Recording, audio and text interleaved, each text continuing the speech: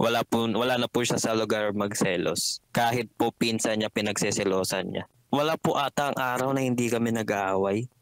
Medyo 2 months pa lang po sa kami in a relationship. May previous issue na po siya once na nung nagkaroon pong naging kami. Dati po may minimit po siyang Navy na person po. So may napansin po ako sa isang message na app. Yung nagchat-chat sa kanya na yun, nalaman ko na Navy din po pala. Napapansin ko, napapadalas na rin po yung pag-uusap nila. Kumbaga, parang ang hirap na po niyang kausapin. Like, for example, 5 to 3 hours lang na full conversation. Parang pag-uusap namin for the whole one day po. Kakaroon na ako ng anxiety dito. Parang duda na po ako eh. Siyempre, nung part na nahuli ko na po siya, talagang na-confirm ko na po kasi talaga na kinakausap niya talaga. Kinomfront ko na po siya na tigilan mo na yan. Huwag mo nang kausapin yan. I-block mo na sa lahat ng yan.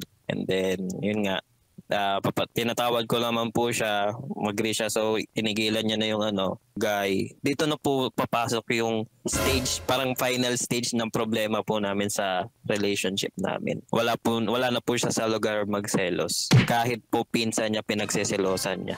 Wala po ata ang araw na hindi kami nag-aaway. Oh no! Nung nakipag-iwalay ka sa kanya, madrama ba yung hiwalayan ninyo? Madugo ang nagkapisikalan po. Meron po akong mga kalmot sa kamay. Like suntok sa braso. Pero di po ako nag-fight back since yun nga po.